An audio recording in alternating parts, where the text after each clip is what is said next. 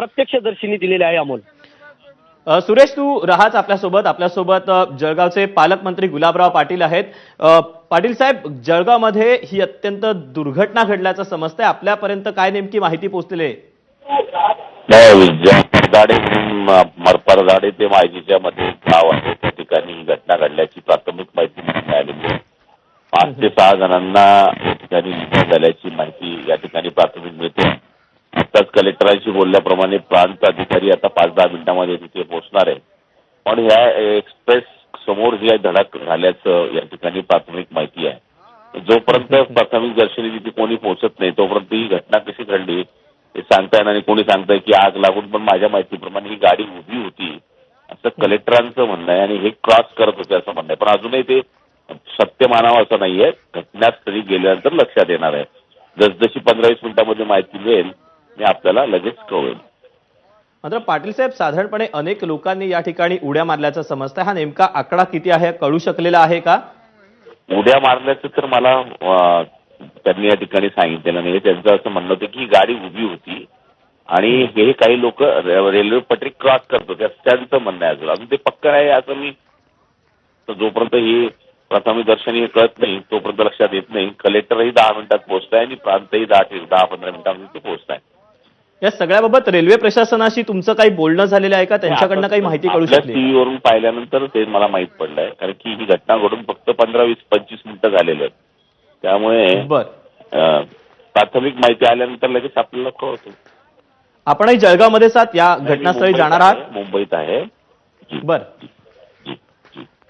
पाटील साहेब, या सगळ्याबाबत खरं तर जे स्थानिक होते, बाबा जाधव म्हणून, जे जळगाववरून कल्याणला निघालेले होते, जे स्वतः पुष्पक एक्सप्रेसमध्ये होते, त्यांनी जी माहिती दिली त्यानुसार त्यांचं म्हणणं असं होतं की पुष्पक एक्सप्रेसचा ब्रेक अचानक लागला आणि त्यातनं ठिणग्या उडाल्या, त्यामुळे अनेकांनी उड्या मारल्याचं समजतंय.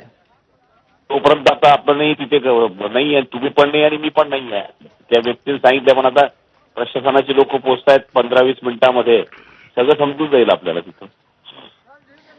पाटील साहेब, धन्यवाद आपल्या सविस्तर प्रतिक्रियेबद्दल आणि माहितीबद्दल. तेव्हा 10 ते 15 मिनिटांमध्ये, आणि जे स्वतः या पुष्पक एक्सप्रेसमधून प्रवास करतायत ते प्रत्यक्षदर्शी बाबा जाधव आपल्यासोबत आहेत. जाधवजी, काय नेमकं घडलंय? नेमकं असं घडलं का पुष्पक एक्सप्रेस मुंबईला चालली होती आणि जळगाव स्टेशन सोडल्यानंतर परांडा स्टेशनच्या पहिला गाडीने ब्रेक दाबल्यावर ते 2 घर्षण झाल्यावर थोडीशी ठिंगड्या उडतात, आग निघते बघा ट्रेनच्या चाकामध्ये. तर प्रवासी काहीतरी ते दरवाजात बसले होते काही प्रवासी. तर त्यांना वाटलं आग लागली. कोणता स्टेशन त्यांना वाटलं आग लागली, त्याच्यामुळे ते असे बोलले आग लागली. त्याच्यामुळे लोकांनी बाहेर उड्या घेतल्या. आता बाहेर अपोजिट साईडला उड्या घेतल्यावर समोरून बँगलोर एक्सप्रेस येत होती. अच्छा. आणि त्याच्या खाली काही लोक कापली गेली, म्हणजे चिरडली गेली. बर, असं आता ते नक्की किती माहित नाही, पण काही ट्रेनच्या लोकांनी बघितले, जवळ असणारे लोक ते बोलतात अंदाजे 9 ते 10 लोक आहेत असे ते ट्रेनची लोक बघितले.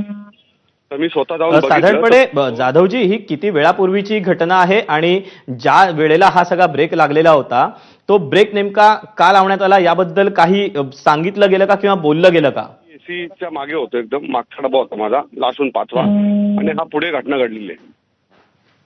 अच्छा. साधारणपणे सगळ्या ज्या वेळेला हा ब्रेक लागला त्यावेळेला सगळ्या डब्यांमधल्या लोकांनी उड्या मारलेल्या होत्या? नाही, फक्त तिथेच ब्रेक, म्हणजे ते तो माणूस कोणतरी ओरडला, एखादा माणूस कोण ओरडला तर सांगता येणार नाही, कारण डबा फार पुढे होता आणि त्याच्यामुळे मग ते उड्या मारल्या लोकांनी फटाफट, जे दारद होते त्यांनी. म्हणजे जाधवजी, ज्या वेळेला ब्रेक लागलेला होता त्यावेळेला ठिणग्या उडाल्या असं तुम्ही म्हणताय, म्हणजे आग कुठेही लागली नव्हती पण ठिणग्या उडाल्या आणि त्यातनं कोणीतरी ओरडलं आणि ही सगळी घटना घडली. तर जाधवजी, माझा आवाज पोहोचतोय आपल्यापर्यंत?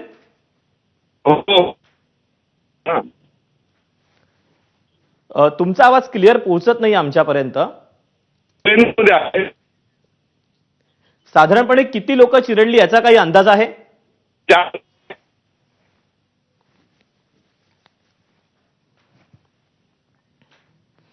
आणि या ठिकाणी आता रेल्वे प्रशासनाचे कोणी मंडळी पोहोचलेली आहेत का किंवा स्थानिक प्रशासनाचं कोणी पोहोचलंय का?